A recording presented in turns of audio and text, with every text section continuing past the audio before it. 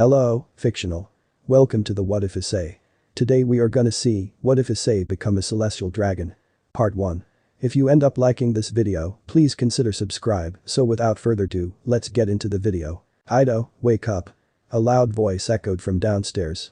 A black-haired, lean teenager groaned in irritation and stretched lazily. "Come down already," she shouted again. He quickly got up and ran like a beast downstairs, not wanting to make his mother angry, since it would be totally scary.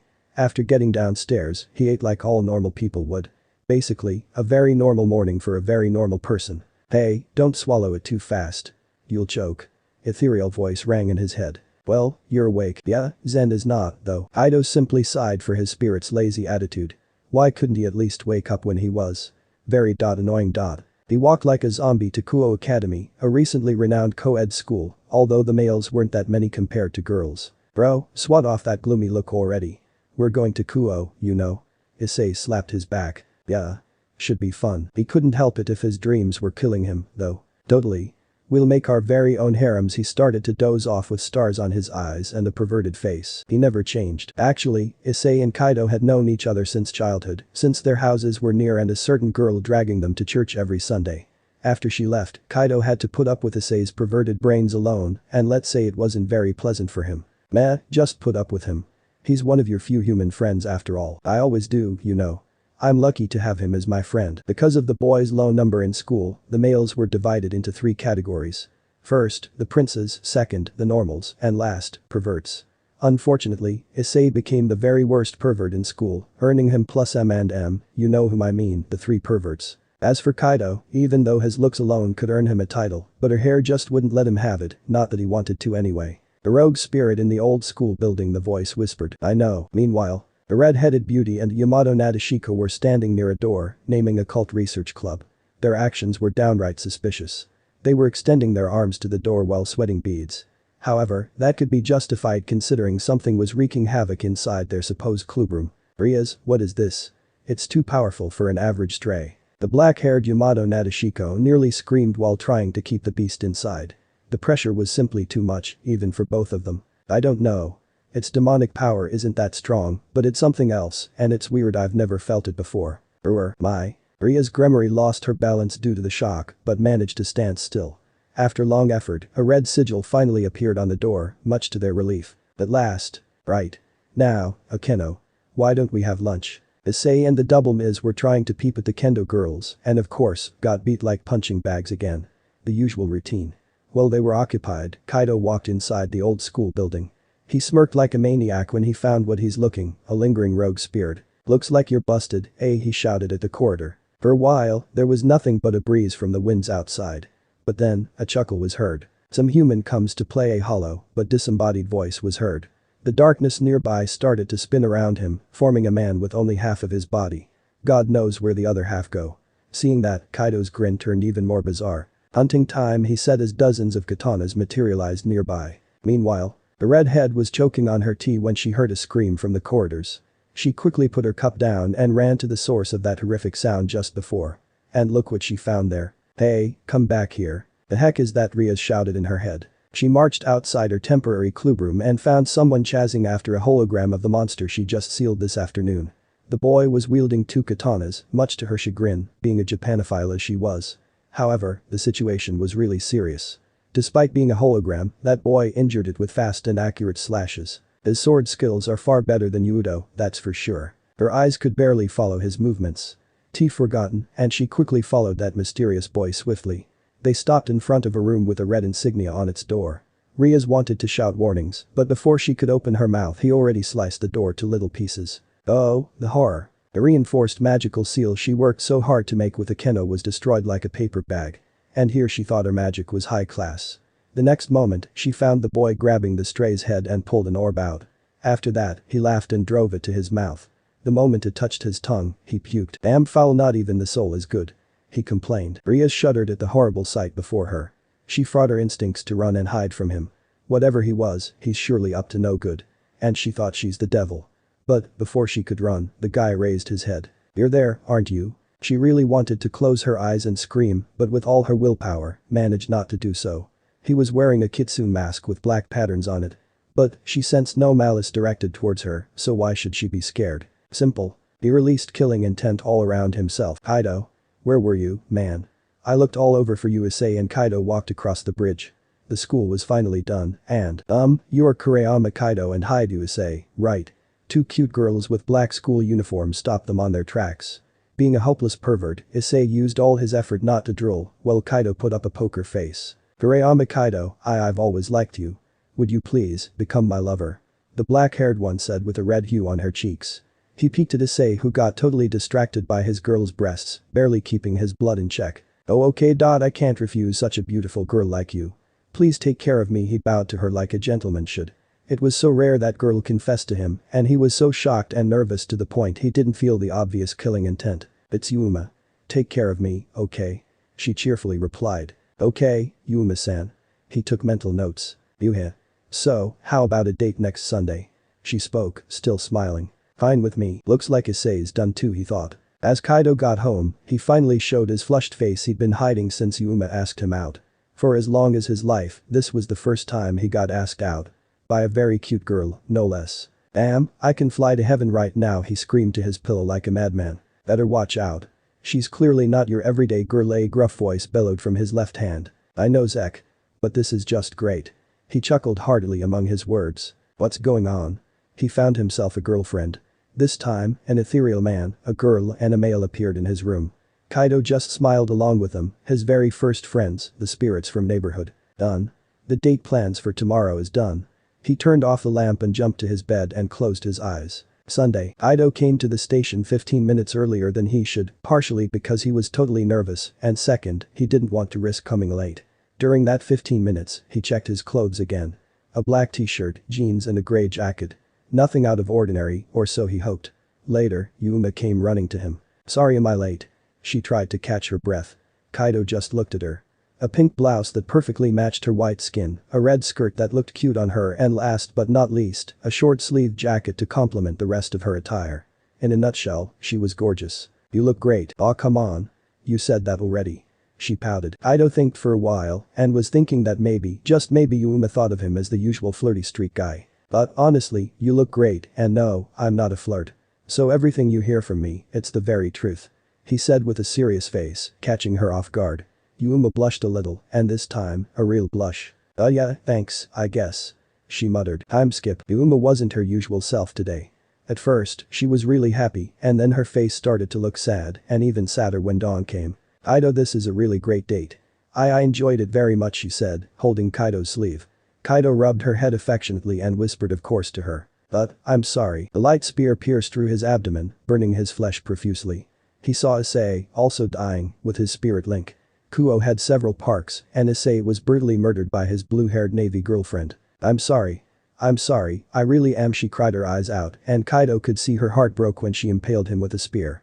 He could see genuine sadness in her eyes, and woman's tears never lied. Don't waste your tears on me, okay? It would be sad if she cried over someone irrelevant like him, so he cupped her cheeks with his hands and stroked them. Then, he died. Geez, he just had to die, didn't he?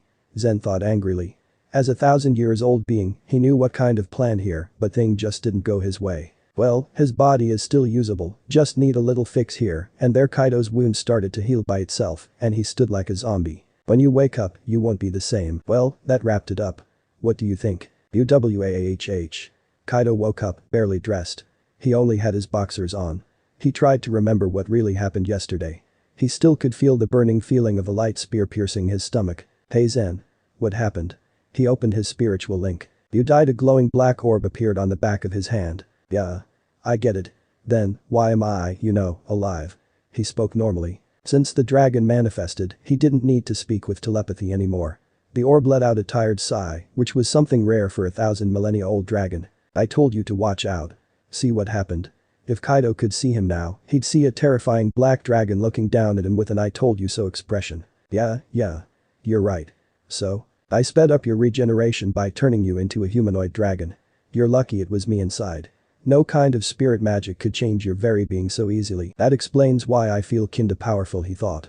Then, he looked at the clock near his bed. Holy crap. I'm gonna be late.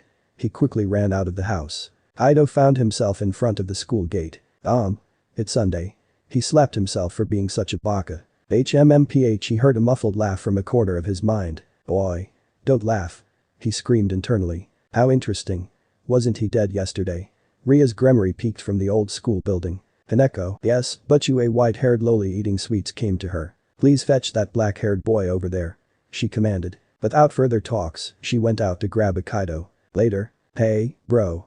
Kaido casually waved his hand at Issei, who was ogling at Ria's breasts. Kaido he snapped out of his perverseness and walked to him. Don't tell me you're joining this club. Cough cough. Ria's interruption stopped Issei's talk effectively. She walked to him and smiled with confidence. Welcome to Occult Research Club, Kureyama Kaido-kun. I am Ria's gremmery. May I call you Kaido? She started to introduce everyone in the room. Yes. I don't mind. Isn't she the one who found me in a hunt? Would she want a pervert like Issei in her prestigious club? He remembered a glimpse of red hair when he sensed a presence. Well, you're right. The prince, the mascot, and double empresses are all here. I'm sure having a pervert wouldn't do them any good unless… There's more to it. Ria's finally stopped lecturing him about her peerage and she still kept that smile on her face. I suppose you're already aware of the supernatural world, so I'll pass on that. But… She was cut off by the black-haired Yamato Nadeshiko. But there's an order to eliminate a stray devil. Perfect timing. Issei, Kureyama, I'll show you how devils fight these days. She spoke. Later that night. So, Gremmery-san. What's a stray devil, actually? Well, they're devils who killed their masters in pursuit of power and freedom, but mostly power. Every stray devils are considered criminals and must be killed ASAP, immediately. They stopped in front of a large empty and normal-looking building, but due to a dragon's hided smell, Kaido knew there was blood, much blood. In fact, they might be stepping on it now. The girl peeked from a wall and was getting ogled by Issei, specifically, her breasts were. If only Issei noticed that the girl was peeking from at least 10 feet from the ground. Stray devil Vaser. We received orders to eliminate you.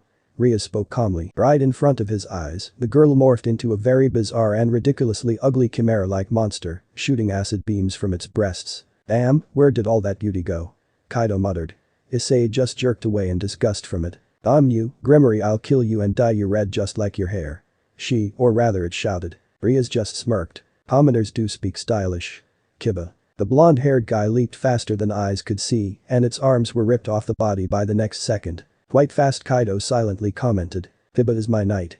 His trait is extreme speed and his sword skills. After that, it tried to stomp the mini Kaneko. Kaido looked in worry, but since Ria's did nothing, he didn't do anything as well. Don't worry. Kaneko is a rook. Her traits are super strength and defense. That kind of attack won't even scratch her.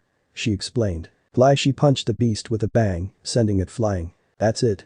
I will never piss her off ever again, Issei thought. Crack. The chunk of concrete fell to Ria's and would have flattened her if not for Kaido pulling her hand before.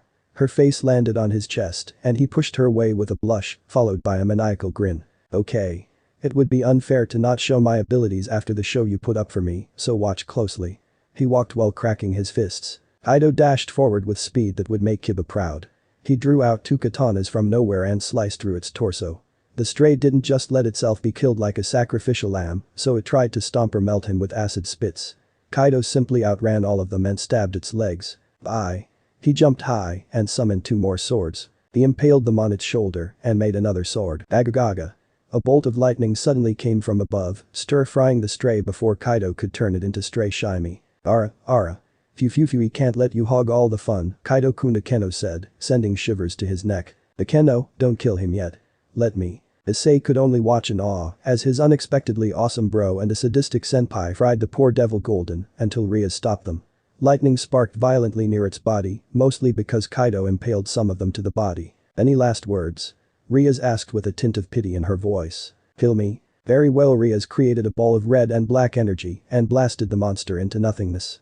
Kaido's eyes widened. Hey, that's kinda similar to my oblivion, right? Yeah, but that was just pure demonic energy, while yours is miasma.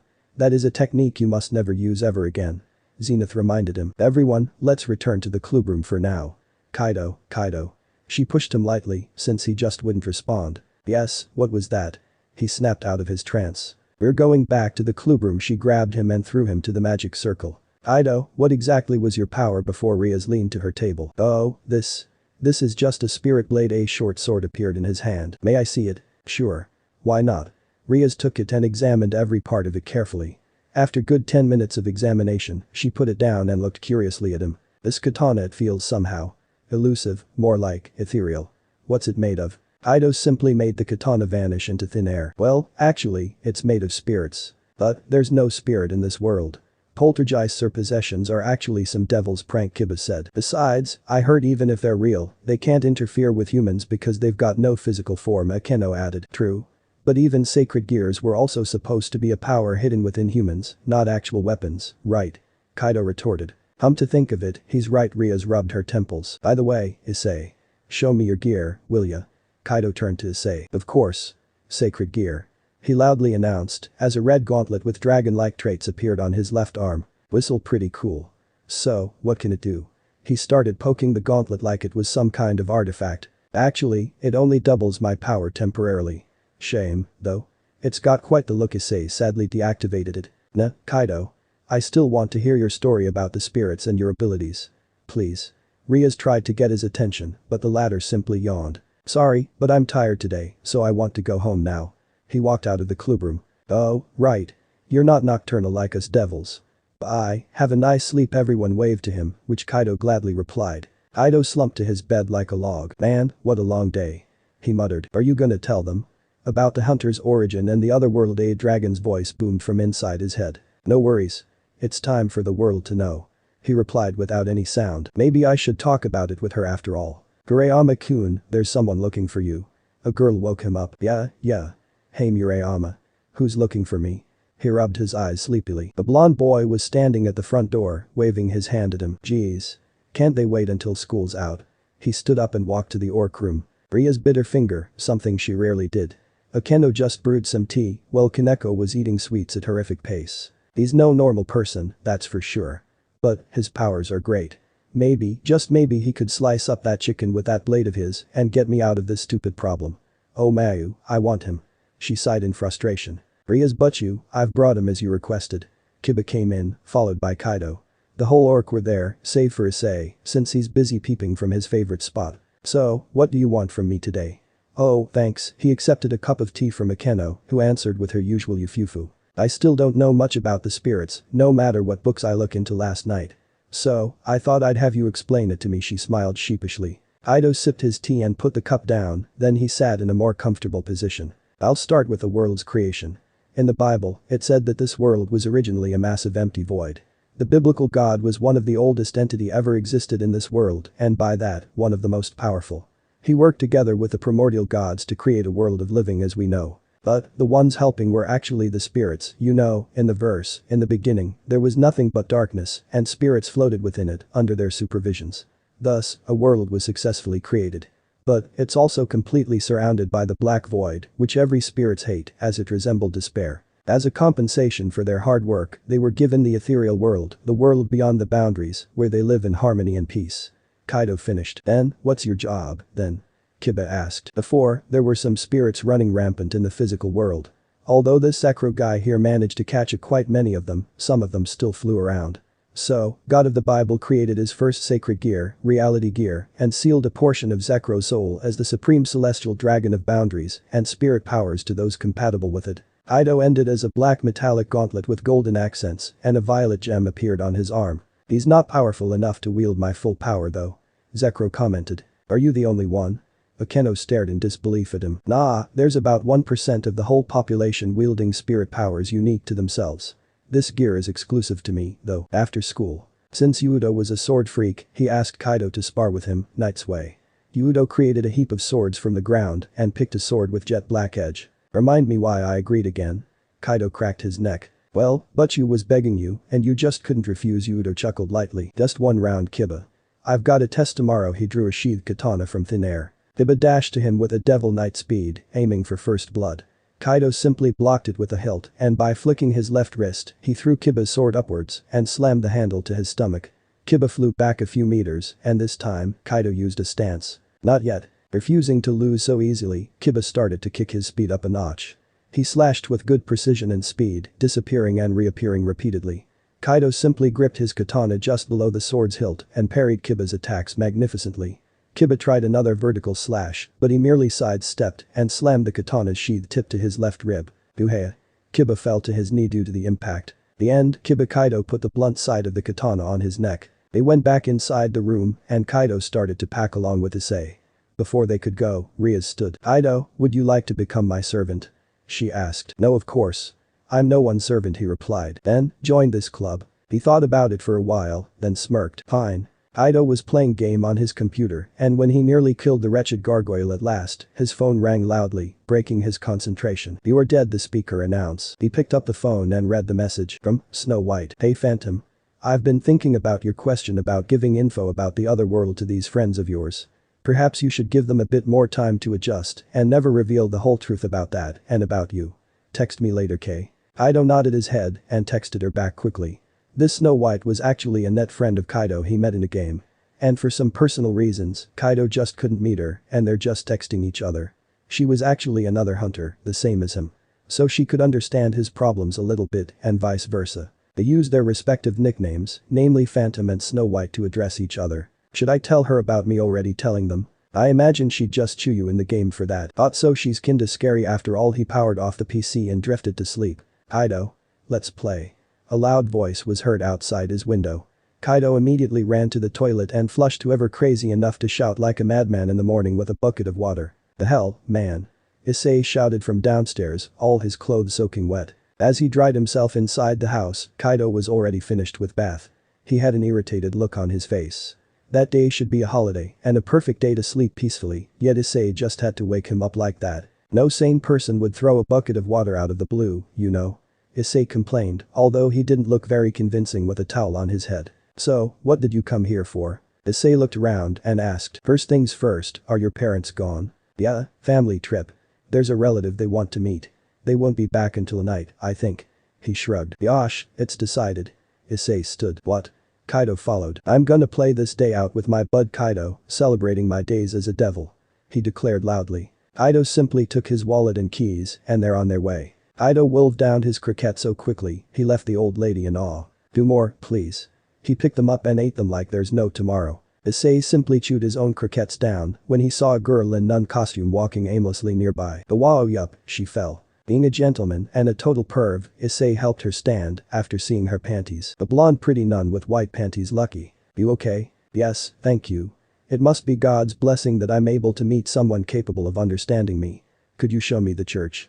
She smiled brightly. Without wasting much time, he dragged Hyoudou along and guided the nun to a church nearby. Although the church was abandoned for years, it doesn't mean it's completely ruined. A girl with long white hair and headphone on her neck passed near him. He could swear she was smirking at him, and this disturbing aura she had didn't make it better. "Meh, I shouldn't think too much," he shrugged it off. "By the way, I'm Issei, and this guy is Hyoudou. What's your name?" Issei broke his train of thoughts. "I'm Asia Argento. Nice to meet you." They stumbled across a boy that scraped his knee, and Asia quickly walked to his side and put her hands above the wound. "Shhh. A boy shouldn't cry so easily." A gentle green light came out, and after a while, the wound was gone. "There. Better." She patted the boy's head. "Yes. Thanks, Wani-chan." He thanked her, and Asia simply smiled. Seeing what happened, Hyoudou played about 10 possible scenarios in his head about Asia's past and her dominating personalities. That was obviously a sacred gear. Confused of what happened, the boy's mom dragged him away quickly. Granted. She just healed him like it's nothing without anything but a flash of green light. Asia must be very kind, but really naive. Hyoudou sighed. "That light, was that a sacred gear?" Issei asked. "Yes. This is a wonderful power God gave me to heal others," she said. Without him noticing, they were already in front of the church. Issei was sweating because of his instincts as a devil, while Asia, completely oblivious to that, still smiling brightly to both of them. "Issei-san, Hyoudou-san. Thank you for your kindness. Would you come in for tea?" she asked, giving Issei mo overload. "Odd, or rather, Mau. I thank you for being alive. We'd love to, but unfortunately we have to go to school now."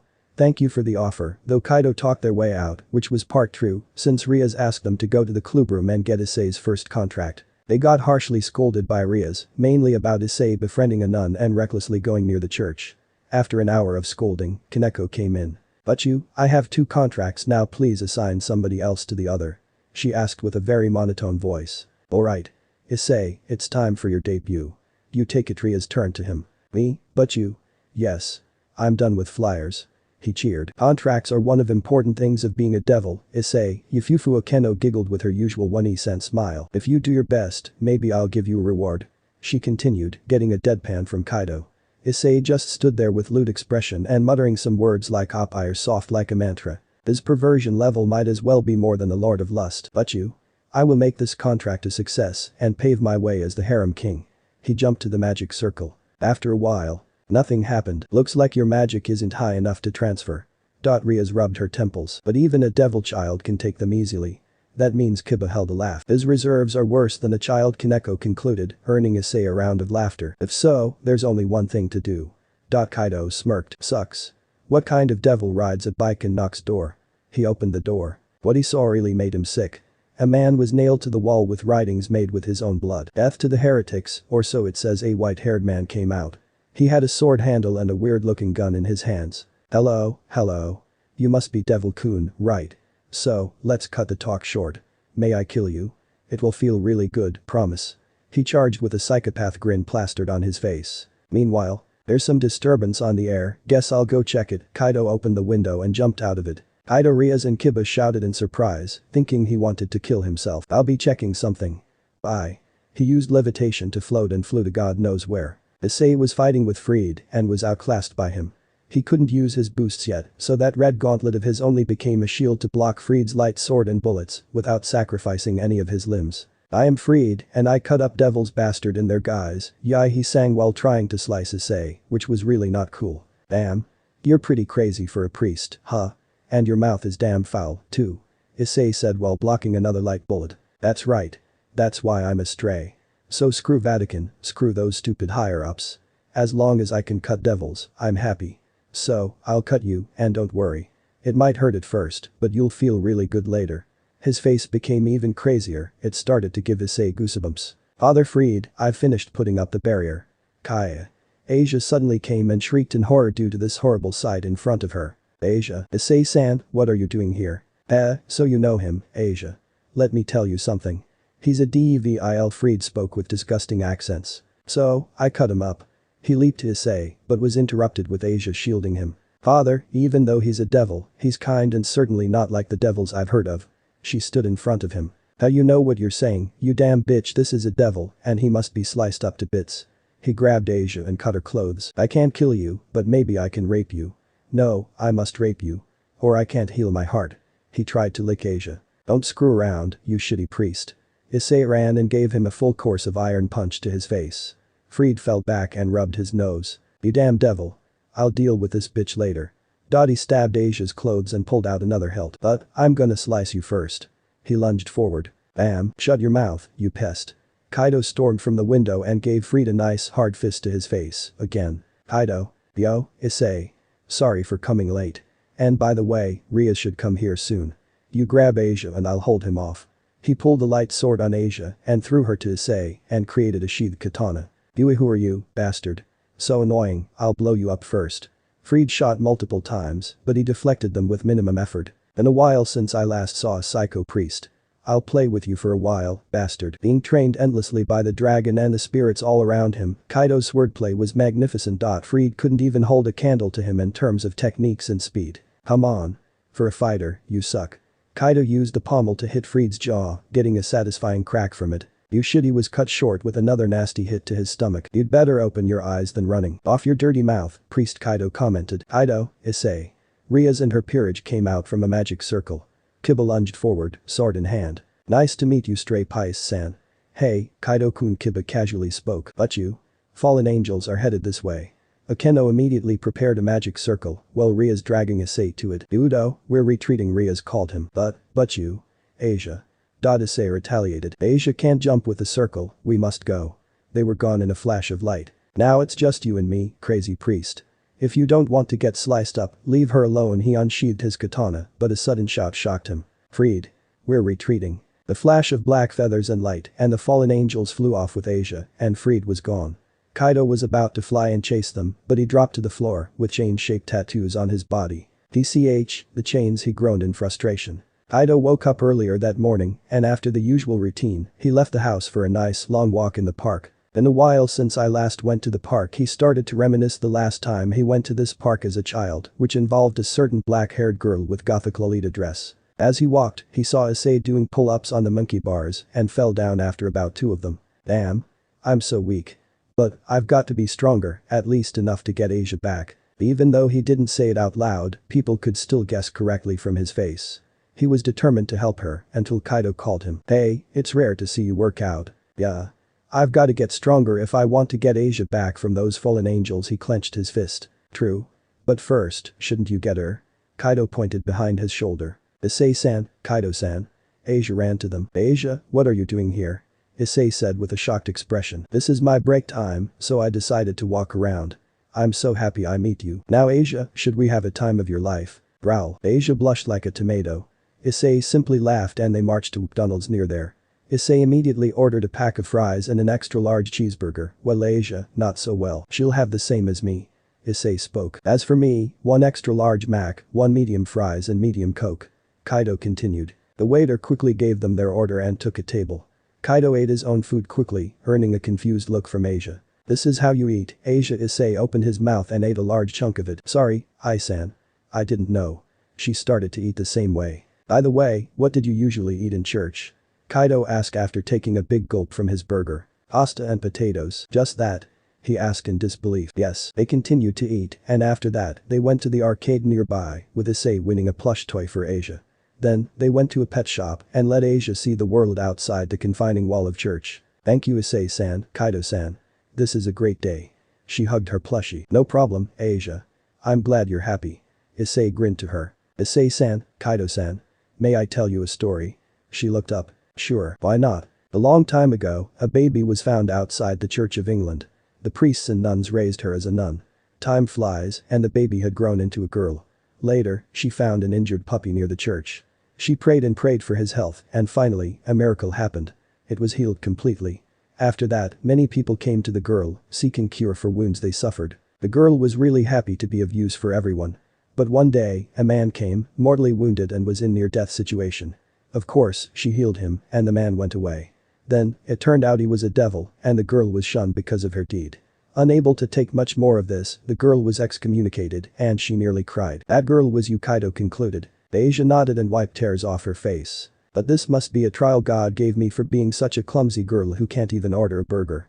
She said faithfully. Some faith that girl has. Many believers became haters after being treated like that, Zekro whispered. I know, right? He replied. One day, my dream will come true. I can walk together, have fun, and buy books with my friends, she spoke. Issei scratched his chin. Well, Asia. We are friends, you know. We had fun, we played together. Oh, but we haven't bought books yet. Ara, how cute. The cold voice rang from above. When I looked up, there was a blue-haired woman with blue hair and black wings on her back. Now, Asia. Come back to us and I'll let the boy live, she demanded. Issei, run, Kaido whispered to him, and Issei gladly obliged. Kaido immediately threw a katana to her, catching that woman off guard. Catch us first, Crow. He followed Issei's trail. After a while, Kaido met up with Issei. He started to explain his plan to him, and Issei nodded. Then, he took Asia's hand and ran away, leaving Issei behind. Kaido-san. SHH, Asia. We're running. He simply dragged Asia along. There you are, boy. The fallen finally caught up. Gotcha. They ran to an alley where he and Issei planned. Issei was there and they hid behind the concretes. Then, Kaido ran out of the alley to lure the fallen. Issei-san, what was he doing? Asia asked. He made sure they'd try to catch him before you by tricking them to believe he hid you somewhere. After that, he could lure them away while I take you to safety. Issei explained to her. You're still as tricky as ever, bro, he thought. Meanwhile, alright. Time to give this crow a chase of her life. He ran to a mall. Of course, the fallen angel had to search him by foot since she couldn't afford flying in there like some weird cosplayer. Where did that brat go? She was really mad. You can't hope to find me, idiot.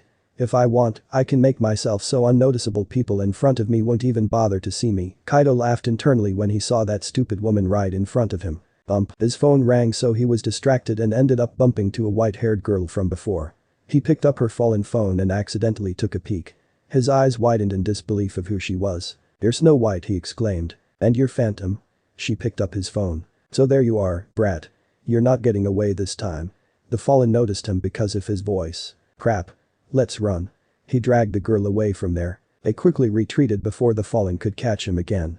After a long distance, they were back at the park. She stabilized her breath quickly and faced him. So, do you mind telling me why a hunter like you being hunted by that stupid fallen? She crossed her arms. Hunted? You're exaggerating. That was a goose chase, he joked. She gave him a calculating look before smiling. She punched him lightly on the chest. How about you tell me your real name? It won't do good if we're using our nicknames every time, don't you think? She didn't take that smile off. Ladies first. Fine. I'm Shirayuki Hana. Nice to meet you, Phantom-kun. She bowed slightly. And I'm Kurayama Kaido. Nice to meet you too, he replied, then he slapped his forehead. I forgot to pick up my friend. Sorry, but do you want to go with me? Sure. She shrugged. Cause I came to meet you, anyway. Issei and Asia must have had the worst luck ever. After fleeing from Kalwarner, another Fallen spotted them and successfully pinned them there. You're the brat Kala should have killed days ago. And you Blondie should be in the church now. Oh, come on. Why do I have to clean up after them? He created a blue light spear and aimed it at Issei. That spear made a hole on his left leg. Damn. He fell to his knees instantly. Issei-san. Asia worriedly ran to his aid and started to heal his leg. Pale green light was emitting from the rings on her hands, thus healing his leg, although not completely. Blondie, if you go with me, I won't mind not killing that boy over there. He offered smugly. Asia, don't. Issei tried to stop her, but Asia was already walking towards him, and although no words came out, he could know what it was. Goodbye. When Kaido and Hana had arrived, Issei was still in a shock and enraged state. They all returned to the club room, and Riaz was already waiting.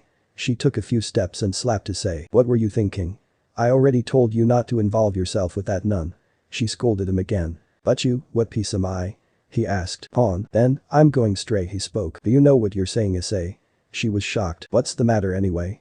I'm just a disposable foot soldier, right? He retorted. Perhaps so, but you took all her pawn pieces to resurrect, meaning you're just as valuable as any of us here. Akeno replied. Whatever. Do what you want, Issei. And by the way, a pawn has a promotion ability. She walked out of the club room with Akeno. Shortly after that, Issei stood and went to the door. Hyoudou-kun. Kiba spoke. What? Don't try to stop me, Ikeman. He turned around only to see Kiba with a sword sheathed on his hip. We're going to. But you never told us not to, after all. Kaneko spoke with a monotone voice. Let's go. Kaido tapped his shoulder. They arrived at the church quite fast, and Kaneko simply bashed the door open with a strong kick. Along with that, a figure showed himself in the darkness. Oh, they weren't going to like this, not at all. Freed. Hey, Devilson. If you're looking for the nun, you should go below this altar, but not before you go through me. He grinned like a lunatic while licking his gun. Bros was in everyone's mind that time, and yes, including the rider. Blow away. Free. Kaneko grabbed a large wooden bench nearby and threw it to him. Kiba also joined the fray and started a sword fight with him. His black sword exuded black aura that ate the priest's light sword. Yuba's awe. He was thrown aside by a chair Kaneko threw at him. No time to waste. Let's hurry.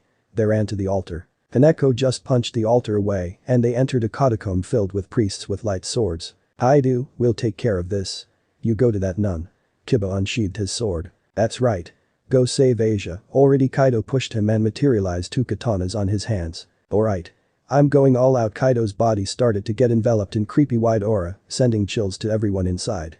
He opened his eyes and the room was filled with fear. No holding back, his bloodlust sprang out like black mist, making the enemies tremble. Really, it's always a sight to see your enemies trembling in your presence. For him, this level is no more than a child throwing tantrum. It's a different story to the others, though beings inside him talked casually. He started to cut down the bulk of enemies' forces alone. The odds was like 20 to 1, save for the fact that they were scared to the core by this phantom they were facing. Do we need to join in? Kiba asked Kaneko. No. Okay. He leaned to the wall and rest. Brat. I can't believe how persistent you are. A male fallen with black fedora hovered above him. After the last stray priest was dead, he looked around and saw Yuma in bruises and cuts, blood trickling from her lips. What? You're concerned about that bitch? She's no more than a disgrace to us fallen angels. We seduce, not being seduced.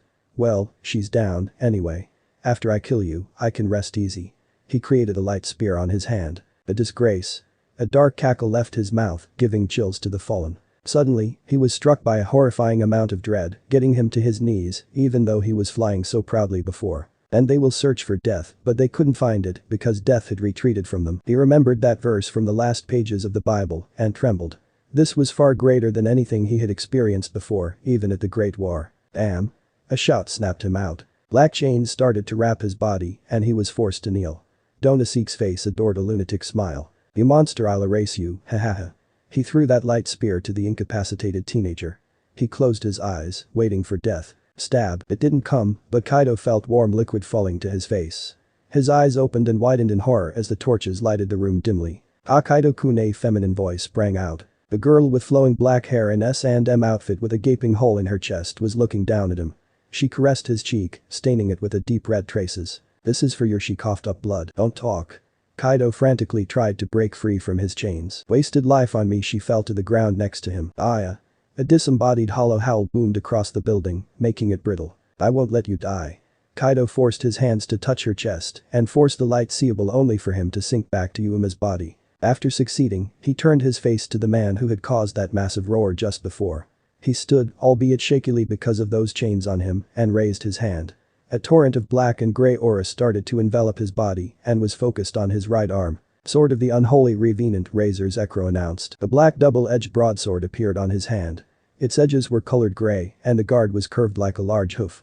A stick of iron connected the blade and the hilt together and the ornaments on it started glowing red. Your life will be spared and you were too. But because of your action earlier, I'll make sure your soul will be tormented eternally. His voice was cold and venomous, however Donaseek was secretly relieved.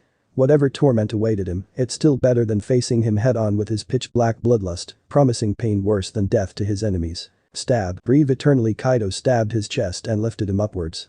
With a flick of his wrist, a massive wave of grey energy came out, slicing the fallen in half, along with the catacomb and whatever above it. And then, he fell. A flash of snow-white hair and he was in a pair of gentle arms, receding his bloodlust back to his mind. You've done well. She picked up Yuma and exited the ruined catacomb. Last night, Kaido and the orc raided an abandoned church, and it ended up with the church's destruction due to Kaido pulling out Razor all of a sudden. After being rescued by Hana, he was taken back to his house. Home. Kaido yawned loudly and looked around. To his surprise, a white-haired girl with headphones hanging on her neck was looking back at him. Hey, you're awake. Did you have a good sleep? She said with a gentle voice matching her appearance. Although surprised, he was used to be as observant as he could, and he had to say, the woman was really hard not to look. Her alluring violet eyes and the long white hair with long bangs that nearly covered her eyes, coupled with an hergless figure most women would envy very much. Yeah. Thanks. Mind explaining why you're in my room? He proceeded to sit down. She also sat beside him. She intended to speak when a magic circle appeared. They simply stared at the newcomer, apparently a girl with voluptuous figure and very big breasts with red hair. Looks like I was beaten, she casually spoke. Phantom? Who exactly is this girl? The president of a club in my school. And my name is not Phantom. A tick mark appeared on Ria's head as she grew agitated from being ignored even after her horrific way appearing. Boy. Don't ignore me. She pouted. Sorry but you. She's Shirayuki Hana. She's a hunter like me. Snow, Ria's Gremory, but you, Shirayuki. Nice to meet you, Shirayuki-san. First things first, Kaido. I believe I should tell you about what had happened when you were in the catacomb. She sat on his desk. Okay, well, the best thing that happened that night was Issei activating his sacred gear, as in the boosted gear. I disposed of the fallen angel guard and Issei beat up his former girlfriend, she said. Wow. I guess anger and desperation are the most effective catalyst for dragon-type sacred gears, huh? And he beat a fallen angel. Now that's like him. He grinned to himself. Okay. Kaido, shouldn't you be preparing for school? You don't want to be late. Rias pointed a finger to his clock. Crap. He ran out quickly. Rias turned to Hana with a serious face on. Tell me. How powerful the hunters really are? She asked. Hana gave a calculating look to her and after a while, she smiled. Every one of us has abilities unique to us. Well, it's all about using it to its full potential, though, she said. What's his? I mean besides the sword. No. Why don't you ask him yourself? She had a smug smile on her face. HMPH. Rias pouted. Later. Who's that weirdo? Hi. Ria-sama is taken. That shitty bastard taking our queen from us. Kaido only sweat dropped while hearing numerous insults directed at him by jealous students that perhaps covered about everyone seeing them walk together to school. Jeez. So much for being unseen, he sighed tiredly. Why, Akeno Wani-sama is also taken, and by a disgusting pervert, too. Why, Akeno-sama. And it's Issei's turn to get cursed by the whole population of Kuo. He didn't even look fazed, perhaps because Akeno was right beside him, giving him enough confidence to boast later. For the first time, my stealth nature saves me, he thought. Issei. You traitor. Issei was getting a major beat up from his partners in crime, aka Mitsuda and Motohama, as other members of perverted trio. Deciding to infuriate them even further, he put his hand on his chin. Say, Mitsuda, Motohama. Have you ever touched real breasts? He smirked. You bastard. They yelled in frustration. Well, Issei, Asia. Since you two don't have them, how about we go get them? Ria sat on her chair. Familiars? Yes. They're helpers that do some of Devil's works, such as scouting, giving out flyers, and in some occasion, fights, she explained. Here's my familiar. A cute little bat popped up in her hand and turned into a woman in cosplay dress. And this is mine. Akeno brought out a little Oni. Kaneko hugged a cute white kitten. And this is me. No need, Eichmann. Issei cut him off. You're so mean, Issei-kun, he said with a smile on. Can I get one too? Kaido raised his hand. Yes, of course. You don't have to be a devil to gain a familiar, Rias answered. Suddenly, the door creaked open, revealing a dark-haired girl with short bob cut. She entered the room, along with some other students. Rias. I heard you wanted to go to the familiar forest this month, but you? What's the student council doing here? Issei pointed at them. Rias. I think it's rude not to introduce us to your peerage, even though we don't interact much. She cleaned her glasses. Everyone, this is Sona Shitori, the next head of Citri clan, as well as the student council here. She maintains the school at day and gives us special rights. Sona's eyes wandered around until she spotted Kaido drinking tea. She gasped in shock and pointed at him. You? She stuttered. Oh, hello Shitori-san. Pleased to meet you, he casually greeted. Aichu, is that a bespectacled woman with long black hair whispered to her. You're right. He's the only one who ever defeats me in chess. Flashback. Kaido was on a hunt when he passed the student council room. Seeing him, Sona called him inside for a round of chess. After pushing each other to a corner multiple times, Sona was winning. She only needed one step to win, and it's Kaido's turn. You're very good at this, President. Good game, he sighed. Yes. You too. One turn and you could finish me off. Unfortunately, his bishop moved and trapped her king in a deadlock. Sona's eyes widened in shock. What? All her pieces except for a bishop she intended to finish him off with were stuck. She was too focused on the final blow she'd forgotten to tighten her defenses. As a result, his knight would finish her off. Checkmate. Kaichu.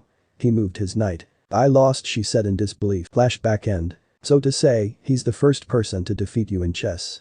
You're very good, Kaido Rias praised. No, I was just lucky, really. If she managed to notice, I'd have no chance at all. Kaido spoke sheepishly. Anyway, my servants also want to search familiars. So Sona spoke as some devils came in as well, including a boy with arrogant look plastered on his face. This is Saji Genshiro. My new pawn. Come on Saji.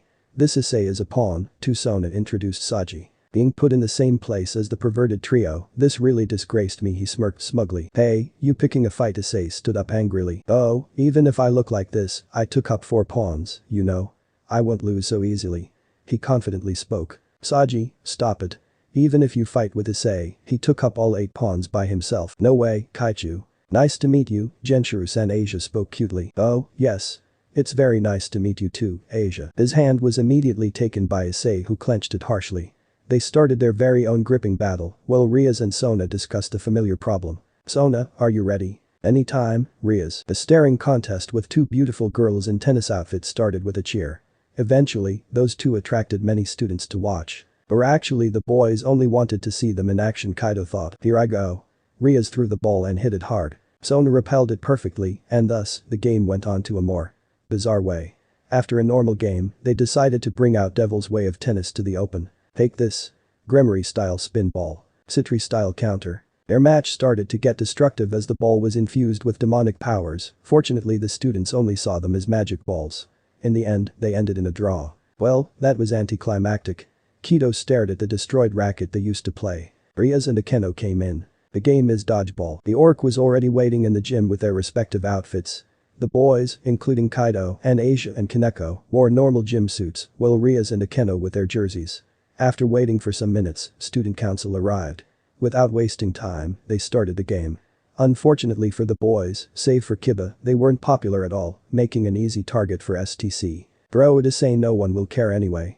Saji shouted with passion, since he was pissed because Issei took more pieces than him, despite being a hopeless pervert. Aim at that nobody too.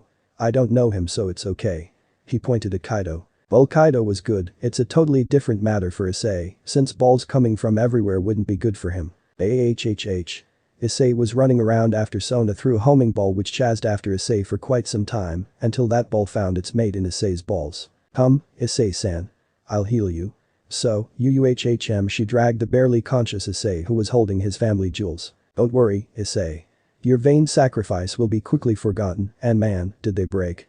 Kaido spoke casually. Oh, you just called it vain, bastard. He snapped. The match went on quickly, although it turned into a horrendous match for no good reason in the middle, but the orc finally won after Kaneko threw an Avenger's ball to Saji's crotch. Imagine being struck by a car in full speed in ball form. Now that's going to hurt. As promised, we'll go first, Sona, and they disappeared to the familiar forest. Hey, Rias, Gremory and Peerage, nice to meet you today. So, Boy. What kind of familiar do you want? A man that looked like a total weirdo leaped to them after they teleported there. I'd like a pretty one, with big op, Issei said with lewd expression on. TCH. You don't get it, do you, kid? Familiar is important to devils. Ah no, I'd like a cute familiar. Asia cut him, but that devil simply grinned to her and said an okay. I'll just see it after taking a stroll here. Kaido followed the others. They stopped near a big lake there.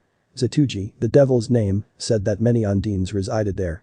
Issei, being a perv as always, was fantasizing about big-breasted woman with blue hair, apparently Undine in his dreams. Look, there's one. The big-sized bodybuilder splashed out from the water.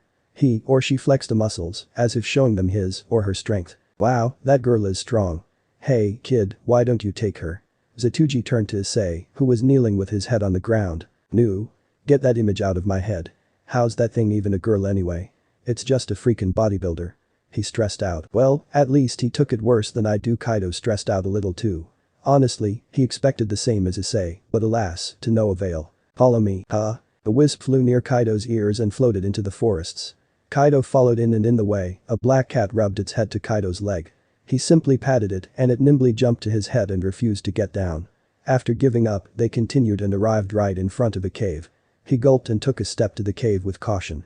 His heart was beating rapidly. This wasn't the first time he entered a cave with creepy design, but it was full of purple crystal.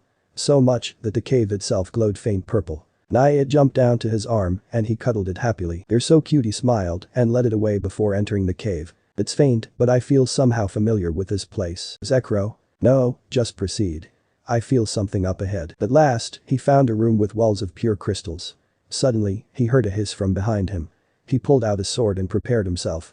From the ceiling, a massive purple snake made of dark purple crystals dived straight to him. Oh, for God's sake, he dashed away from the spot immediately and drew another katana. He delivered quick slashes to it, managing to slice its scales down.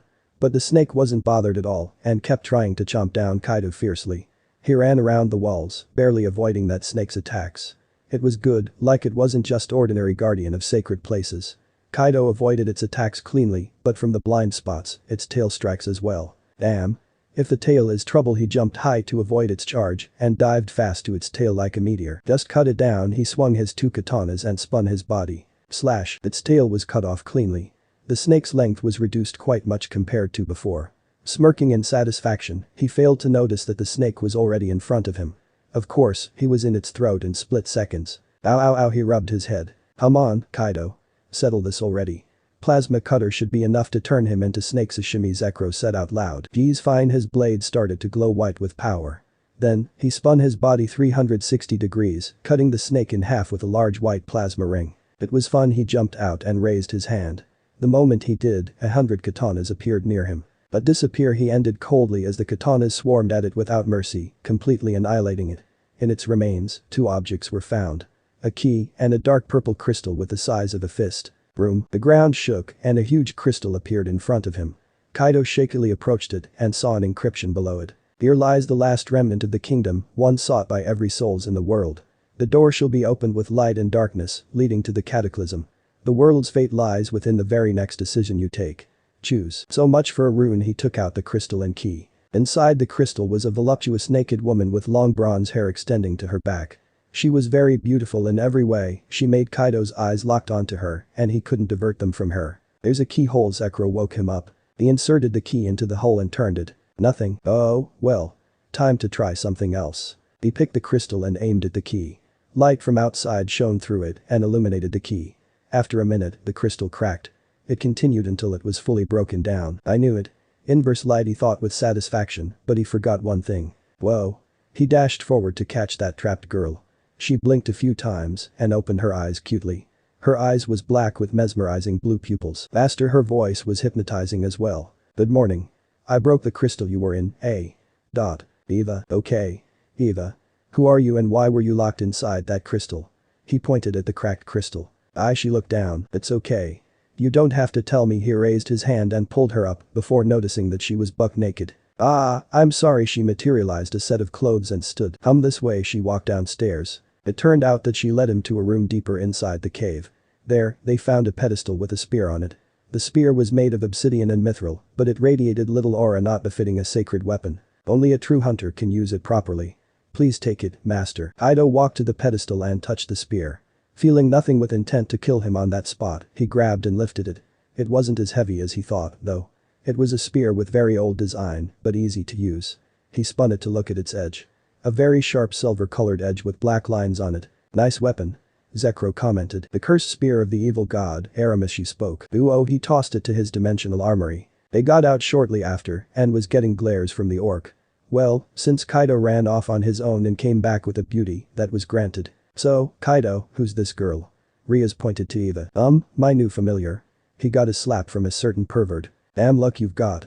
Even though your hair covers your face like a curtain, Issei said while considering on using clothesline on him. Yeah, space, Issei, space. He tried to get off Issei's chokehold, but a blue dragon with eagle's size did the job. It simply fried Issei golden with blue thunder and left him smoking. Brasse-kun, you shouldn't do that to Issei-san. Asia started to heal the pervert. Brasse? Hyoudou stood up. Yes, since he uses blue lightning and I added Issei to his name, she smiled innocently. Issei's got a none. Score for him, he thought. They teleported to Orc's clubroom after Asia did a ritual to bind Brasse as her familiar. Since Asia was living with Issei, they went home together. Then, Riaz also teleported Hyoudou back home. Thanks, but you. No need to thank me. Just get some rest. She finished the spell, and he was back home. After a short teleport, Hyoudou saw his own room, although there were two people he didn't expect before. Hey, he saw a beautiful white-haired girl on his desk. He shook his head violently and tried to act as normal as possible. You took long enough. She jumped down from the desk. Hyoudou wanted to sit on his bed until he noticed a large bulge on it. He took off a blanket covering whatever it was, and his eyes turned to bulge. Hana jumped to cover his mouth. As a result, they both fell right beside the one Hyoudou was so shocked about. But, since it was rushed, Hana toppled Hyoudou and was on him with his hands entangled. Basically saying, awkward. A dark-haired girl woke up from his side and rubbed her eyes sleepily. In seconds, Hana was already gone, leaving him alone. Alright, you're awake, fallen angel Rainer sent. She opened the door casually. Hyoudou simply deducted that one of her spirit abilities was spatial magic. But, how? His eyebrows started to twitch. He turned to his former girlfriend and smiled bitterly at her. She avoided eye contact with him as much as possible. Knowing that, Hyoudou stood and walked out of the room. What happened? The fallen asked. Simply put, I used trance on you. I froze the soul in your body and took your injured body to a healing place. After that, I unfroze your soul for you to live again. She explained and then sighed. But don't thank me, thank him. He sealed your soul before it could leave your body, so I could repair the body.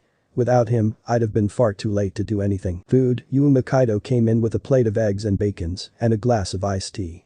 He put them on a tray and brought it inside. Hungry after being asleep for a long time, she ate that quickly. Thank you for the food, she finished, and he put them on his table.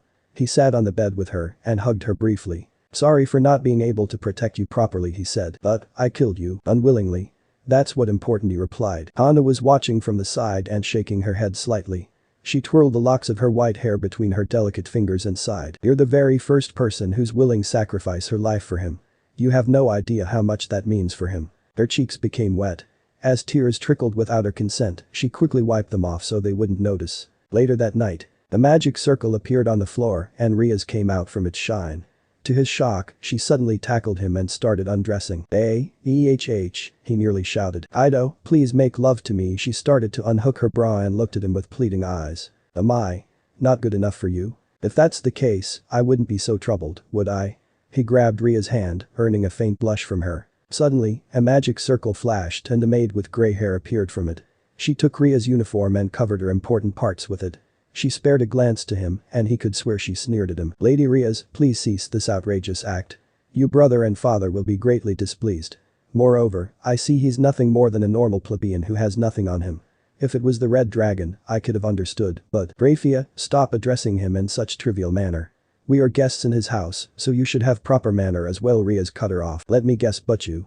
This maid here came to brief you about your marriage and I'm sure you don't want to marry him, am I right? He spoke. Those two girls were shocked. He just guessed that and it was spot on. He put a finger on his hand, indicating that he didn't want a ruckus in this room. You're smarter than you look. Indeed, Ria-sama is currently engaged. Hyoudou, I'll see you tomorrow. Let's forget this, okay? She kissed him on the cheek and went to the magic circle. Naya the black cat he met before jumped to him.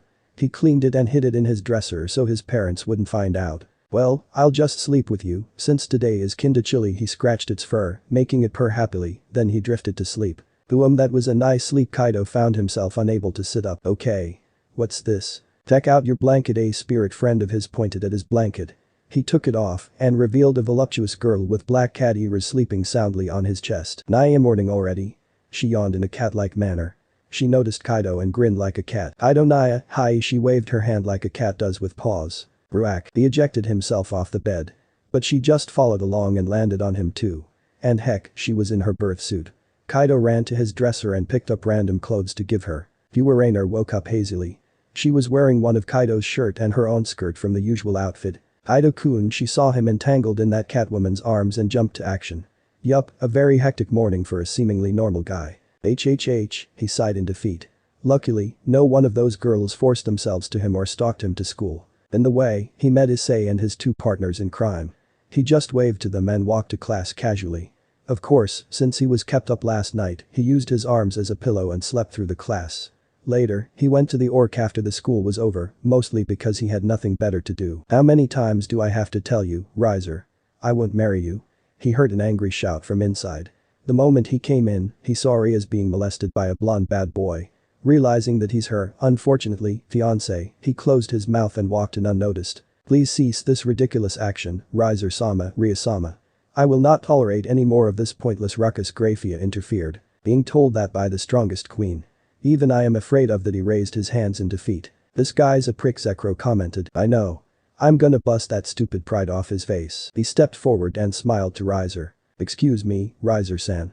I've heard that you are Butchu's fiancé right now. He said. Huh? What's with this little fry? Riser jerked. Boy. Don't do that to Butchu, you damn bastard. Issei shouted. Kaido simply played along in silence to say. You're that boy who wants to become a harem king. Huh? He stood and walked to a purple-haired woman. Issei stopped when he saw Riser making out with her. Kaido himself clenched his fist in pure anger, not wanting to leak his bloodlust or killing that chicken on spot. How could he do that in front of his fiancée? He chuckled darkly. And that's how you become one, child. Riser groped her breast and fondled. Kaido sealed his anger and showed a confident smirk. Riser-san, I see you don't deserve Ria's Butchu. Kaido spoke casually. Wah boy. Watch your mouth. He said angrily. Devils value polygamies, but I don't think they need to stoop so lowly, needing some assistance from higher-ups. You. Let me finish, Riser-san. Where are your manners? Isn't it a high-class devil's job to stay dignified whatever the circumstances? He continued. If you deem yourself needing family support to take Butchu, what are you going to do with your pride? A great phoenix acting like a spoiled child to get a woman. He said smugly. Enough. Cirrus, cut him down. A woman holding his wayhander rushed with a full swing to his torso. He dodged that like it was a toy. He grabbed her shoulder and threw her back to Riser.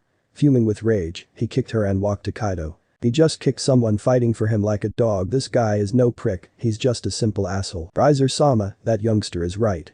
A high class must stay dignified all the time. Grafia stopped him from frying Kaido. And the last one, you really should fix your temper, Chicken-san. He finished and returned to his sofa. Riser-sama, Ria-sama. If you want to settle things, why don't you have a rating game? If Riser-sama wins, Ria-sama must oblige, but if she wins, she's free. Grafia told them. I want to propose something. Kaido spoke again. And what is that? First, since Butchu is a beginner in rating game, the rules must be simplified. No items during the game. Second, they need time to train. I believe this is a fair handicap to make up for experience and numbers. Kaido said. Very well. Ria-sama, you'll have 10 days to train your servants. Use it well. Grafia and Riser and his peerage flashed and they were gone. Ria stood, fuming with rage. She walked to Kaido and scolded him for underestimating her and her peerage. Butchu? I know. But what's more important, your pride or your love? He said, earning him grits and a sigh. Overestimate your pride and you're no better than that chicken, Butchu. Don't forget that he said again. I've given him 3 handicaps. First, he can't formulate a plan with cool head. Second, no phoenix tears. That should keep any one of them from reviving. 3. His trust in his servant's power is lowered and Razor's intent to beat you now becomes second priority. He'll want to skewer me, so his attention wouldn't be in the battle. His confidence will cost him dearly. He explained. Ooh, well, that's about it. Butchu, could I come, too? It would suck to be the only one staying, he pleaded. Of course, Kaido. She suddenly hugged him. He only blushed for the skin contact. End of the here. So that's it for today's video guys. Before you go, just like the video and share